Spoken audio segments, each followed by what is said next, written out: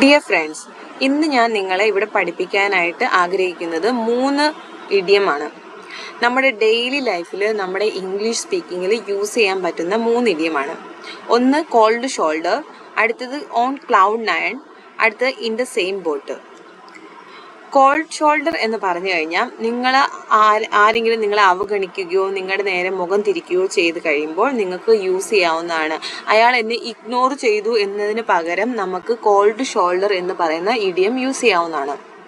Example, she gave me the called shoulder at work.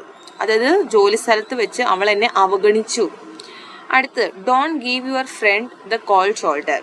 നിങ്ങളുടെ സുഹൃത്തിനെ നിങ്ങൾ അവഗണിക്കരുത് എന്നാണ് don't give your friend the called shoulder എന്ന് പറഞ്ഞു കഴിഞ്ഞാൽ.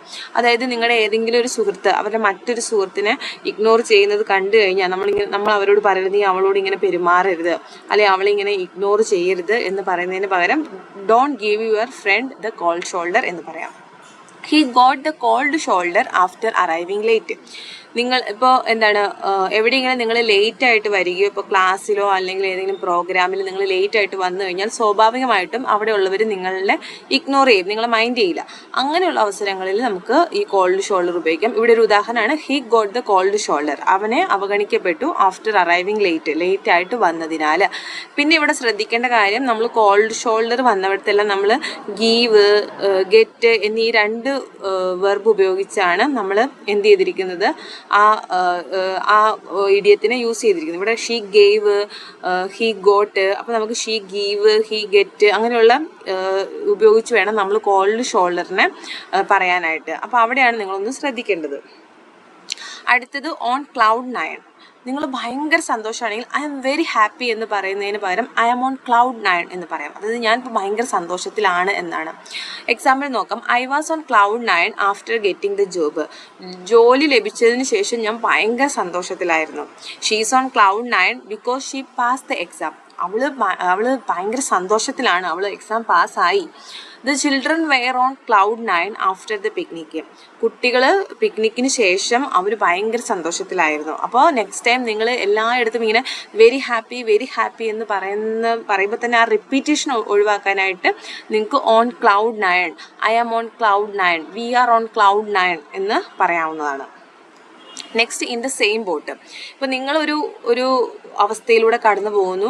നിങ്ങളപ്പോൾ നിങ്ങളുടെ ഒരു സുഹൃത്തിനോട് പറയുകയാണ്, എനിക്കിങ്ങനെ ഇപ്പോൾ ഒരു ഫിനാൻഷ്യൽ പ്രോബ്ലം ഉണ്ട്, അപ്പോൾ ഞാനിങ്ങനെ ഫിനാൻഷ്യൽ പ്രോബ്ലമായിട്ട് ഈ ഒരു അവസ്ഥയിലൂടെ കടന്നു പോകുമ്പോൾ നിങ്ങളുടെ ഫ്രണ്ടും പറയാണ്, നീ വിഷമിക്കണ്ട, ഞാനും ഇതേ അവസ്ഥയിലൂടെയാണ് കടന്നു പോകുന്നത്. അപ്പോൾ നമുക്ക് പറയാം ഇൻ ദ സെയിം ബോട്ട് എന്ന് പറയാം. We are all in the same boat before the exam. ഞങ്ങളെല്ലാവരും ഒരേ അവസ്ഥയിലായിരുന്നു ബിഫോർ ദ എക്സാമിന് മുമ്പ്. നമ്മൾ പറഞ്ഞ എല്ലാവർക്കും ഒരേ ടെൻഷനും കാര്യങ്ങളൊക്കെ ആയിരിക്കുമല്ലോ. അപ്പോൾ നമുക്ക് പറയാം we are all in the same boat, അല്ലെങ്കിൽ we were all in the same boat എന്ന് പറയാം. അടുത്ത്, don't worry, I am in the same boat as you. നീ കടന്നു പോകുന്ന അതേ അവസ്ഥയിലൂടെയാണ് ഞാനും കടന്നു പോകുന്നത്. I am in the same boat as you, നിന്നെ പോലെ തന്നെ. Many people are in the same boat during the rainy season.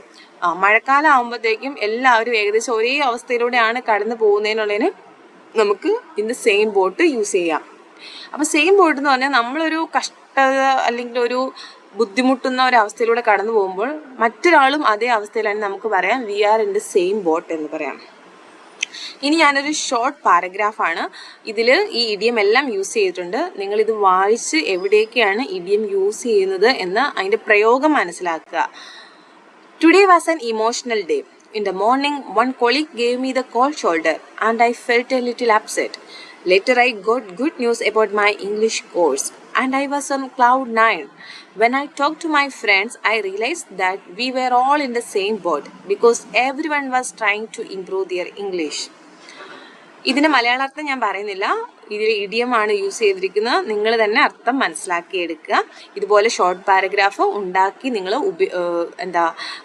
ചെയ്ത് പഠിക്കുക. അതുപോലെ തന്നെ സംസാരത്തിൽ ഇനി വെരി ഹാപ്പി എന്നൊക്കെ ഉള്ളവിടത്ത് ഓൺ ക്ലൗഡ് നയൻ എന്നൊക്കെ ഉള്ള വേർഡ് ഇഡിയം യൂസ് ചെയ്യുക. അപ്പം നിങ്ങളുടെ ഇംഗ്ലീഷ് സ്പീക്കിങ്ങിൻ്റെ ലെവല് ബേസിക്കിൽ നിന്നും ഒരു ഇൻ്റർമീഡിയറ്റിലേക്ക് അപ്ഗ്രേഡ് ചെയ്യുന്നതായിരിക്കും. Thank you guys.